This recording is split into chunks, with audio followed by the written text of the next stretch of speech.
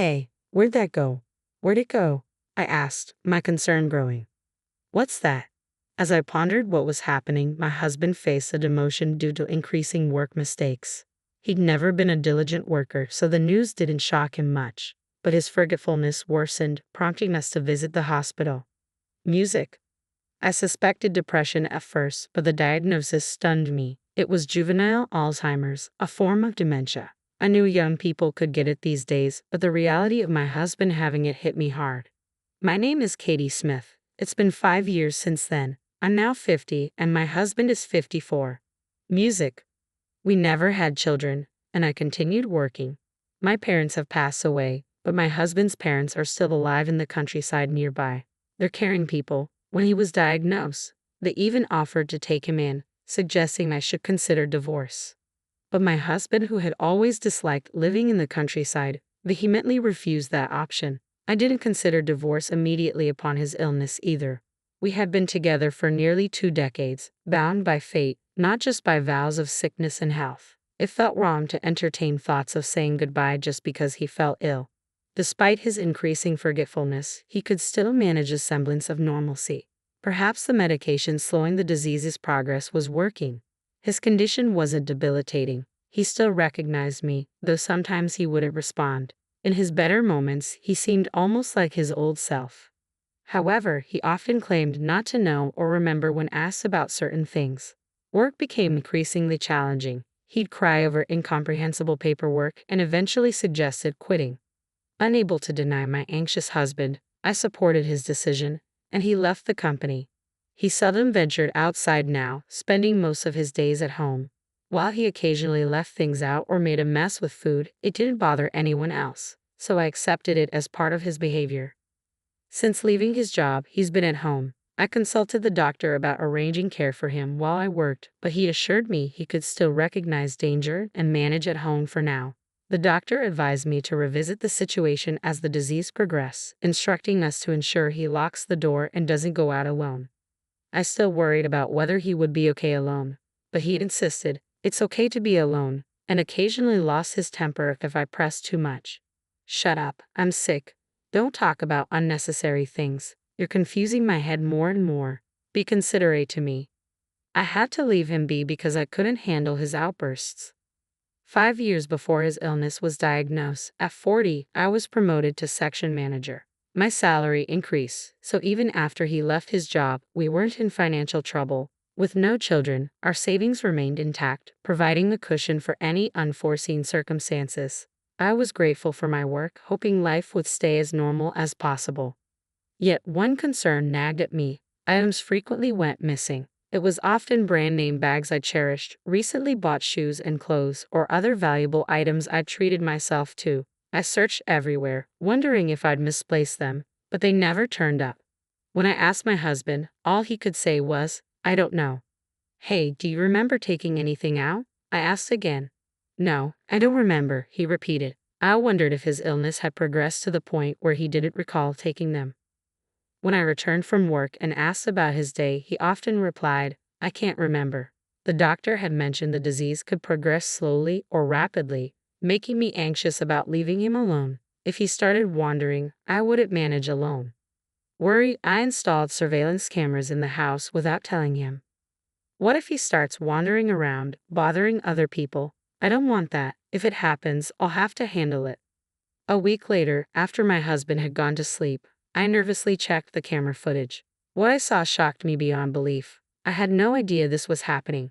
My husband was bringing a woman into our home. For the past 5 years, I hadn't had a proper conversation with him. He always responded vaguely to my questions. But in the video, he spoke normally without any signs of dementia. It was hard to reconcile this with his diagnosis. What's more, I was even more stunned when I recognized the woman. It was the same female doctor who diagnosed him with dementia at the hospital where he had his company medical checkups. Was this some sick joke between my husband and the doctor, or was his dementia diagnosis a complete lie? Had she been fooled by him all along? Not at all. Dementia is convenient. I don't have to work, and I can just say I don't remember anything inconvenient. What a terrible man. You make your wife work while you relax at home and bring your mistress here. You were the one who suggested it. When I said I was tired of working and wanted to quit, You thought it was a good idea. I didn't expect it to go so smoothly, the woman said, crossing her legs and laughing with my husband. She's quite arrogant, isn't she? I don't know if she got promoted to section chief or something, but she's making more money than me. She's surpassing me. I'm sure she looks down on me, but thanks to her, we get to spend time like this. Well, she's my ATM, so she better keep working hard. You called her your housekeeper the other day. She's both my housekeeper and my ATM. As these words flashed across the screen, my mind went blank. They echoed in my head over and over. Oh, and Hannah, don't take too much stuff out of the house. My wife noticed some things missing. She said, why don't you just take them out and pretend they're gone? It's a disease. You can just say you forgot. Well, that's true. No other disease is as convenient. No, I won't have to work for the rest of my life. So, that's what this was. What was I, supporting him unquestioningly for 5 years? I've worked hard, done all the housework without knowing what I was doing. I felt like a fool, drained of all my strength. Suddenly, I burst into laughter. I wondered if I had gone insane. That's how angry, sad, frustrated, and hopeless I felt. And the despair didn't stop there. When I checked my bank account, it was empty. All the savings I had accumulated since we got married were gone. I felt utterly lost, like it was the end of the world. I felt nothing when dawn broke the news. My husband woke up, his face nonchalant as ever. The sight of him ignited a simmering rage within my emotionless soul. Where's breakfast? I wanted to grab him by the collar and unleash all my fury, but I held back. He still didn't know I knew the truth. I struggled with the urge to confront him, to demand an apology right then and there, but I was lost. I knew if I confronted him, he would just smile and say, you found out, didn't you? What are your plans for today? What's with the sudden interest? I'm curious about what you do at home all day. I wish I could work like you, but I'm sick. I end up causing trouble for everyone around me. I envy your ability to work. His brazen words stunned me. Despite his clear betrayal, I could use this as grounds for alimony and divorce. Yet as I pondered the last 5, frustration overwhelmed me and tears streamed down my face. People who could act with such impunity would typically say, I was just joking, and then weave a web of excuses with illogical reasoning. Days passed as I wrestled with what to do. Just seeing my husband's face made me nauseous, but I endured it stoically. The hidden camera remained in place. Unaware of my knowledge, he continued to bring the doctor into our home whenever I was out of town. One day, I asked, did anyone visit today? I thought I smelled someone else. He replied casually, maybe someone came by, but I don't recall. Could have been a salesman. So, how have you been feeling? You seem better lately. Are you taking any medication? I don't think so. I've been more forgetful lately. The doctor had said the disease could be slowed but not cured. That doctor was quite beautiful, wasn't she? Was she? I can't remember her face. I was oddly impressed by his ability to maintain this facade for so long. Unable to stay silent, I visited my in-laws with the recorded video in hand, without informing my husband. They had always been kind to me, but they were his parents. I braced myself for their reaction. No matter how bad he might be, he was their son, and they might take his side over mine. They might blame me for my husband's infidelity, saying I wasn't good enough as his wife. Some might call me unfit for not understanding his reluctance to work even after such deceit. I had no one else to confide in. If both of them blamed me, I thought I might just give up, stay silent, and file for divorce. Mr. and Mrs. Smith, I'm sorry to call you out of the blue, but I need to talk to you about something. What's wrong? You look so exhausted. What happened? Well, please come up. Are you hungry? I'll make something warm for you. My mother-in-law's words nearly brought me to tears. I didn't need to worry at all. My parents-in-law, after seeing the video of my husband's affair with the female doctor, immediately apologized to me, tears streaming down their faces. Stupid boy, Katie, I'm so sorry. I am so sorry, they said, holding my hands as we all cried together. It felt like a weight had been lifted from my shoulders after holding onto tension for so long. But even with their support, my anger toward my husband didn't disappear. Still, I was genuinely happy to have someone on my side now. There was one more thing that brought me joy. To my surprise, I received a promotion offer to become a department head. Knowing there was a place where my hard work was recognized reassured me that I had a future ahead. Hey, Katie, are you listening? What? Oh, sorry, I was lost in thought. Music. I was just thinking about how to deal with my husband and I got carried away. It's not funny if both you and your husband end up losing your minds. His words sparked a thought in me. I wonder if you'd take care of me if I ever lost my mind. Are you kidding? I can barely handle myself. I couldn't possibly take care of you, I retorted, and my husband looked at me wide-eyed in response. From then on, I began repeating some of the things my husband used to say every day to make it seem more real. Hey, what was I doing earlier? I've been making so many mistakes at work lately. I seem to be forgetting things. I even forgot how to use the washing machine or cook rice. I'd say, watching my husband grow increasingly nervous. But I'm glad you're here. One evening when I returned from work, I discovered that my husband had left the house. He'd left behind filled-out divorce papers and a polite note. I don't want to cause you any more trouble, so I've decided to divorce you. Please don't look for me, Ken. I knew he fled, thinking I might have dementia. I also knew exactly where he'd gone. He'd rented an apartment to continue his affair with the female doctor, as revealed by the hidden video.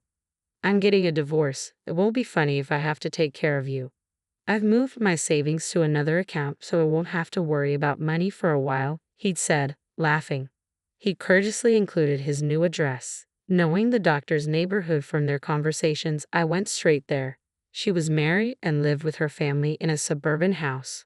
Without hesitation, I filed the divorce papers and sent bills for alimony and property division to my husband's new apartment. I also sent a certified mail bill for alimony to the female doctor. It seemed my husband received it promptly, as he called me right away. What the hell? What's all this about alimony? My husband exclaimed. Of course, it's alimony for cheating on me, I retorted calmly. What? Oh, and I sent a bill to that lady doctor too. I'm sure her husband must have found out by now, and they're going through a tough time. In addition to sending one to the doctor, I also forwarded the video captured by the hidden camera to my husband. I thought her husband had a right to know. How did you find out about that? He asked incredulously. I was just as surprised. It's hard to believe it was all a lie. I guess I learned from the best, I replied coolly. You? My husband's face twisted in anger as he tried to process what I'd done. You're cheating, you scoundrel. Do you think you have the right to be angry at me after pretending to have dementia for 5 years and living off my earnings? You even brought another woman into our home. Do you think that's acceptable? I shot back, realizing my husband had never imagined I knew everything. He stumbled over his words. But what about property division? I don't have any property. We have your savings, I reminded him. I've already spent it all. There's nothing left, he admitted defiantly. I've exposed the camera I planted in her house. I've also told him everything you said to the doctor, I continued, presenting all the evidence I had gathered. I have solid proof. When I mentioned that his parents were aware and furious, he erupted again. How dare you tell them? He fails to understand he has no right to yell at me now, I remarked calmly. Thankfully, he kept talking, so I didn't need to hire a private investigator and spend more money, I added. After I said this, my husband fell silent for a moment, seemingly at a loss for words before abruptly hanging up the phone. The following month, I received another call.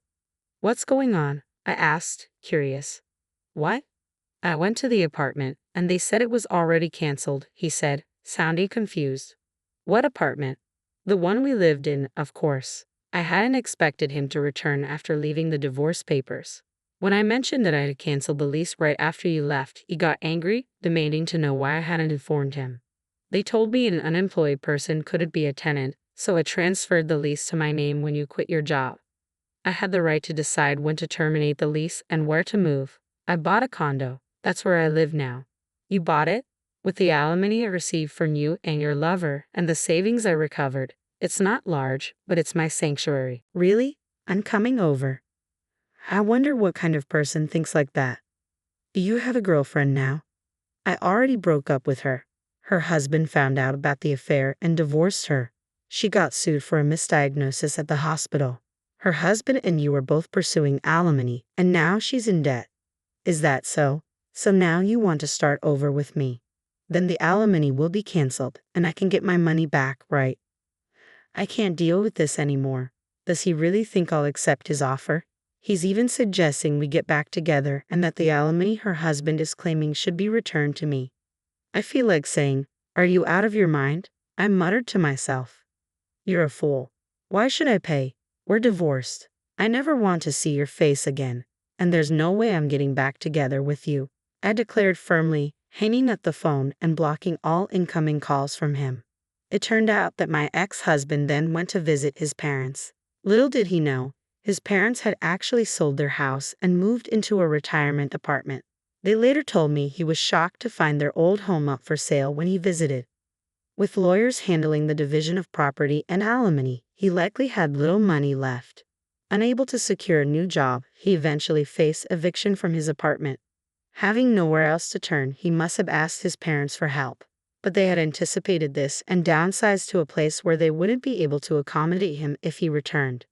They expressed their regrets to me, but they stood firm. I heard he's now working as a manual laborer at a factory, struggling with younger colleagues who often criticize and even mistreat him. Despite reaching out to his parents for assistance several times, they've turned him away. It's been a few months since our divorce, and I still keep in touch with his parents. They become like real parents to me, always caring and supportive. I cherish our relationship and will be there for them if they ever need me. Meanwhile, I've been promoted to department manager and my salary has increased. I'm focused on working hard and enjoying the peaceful life I've created for myself.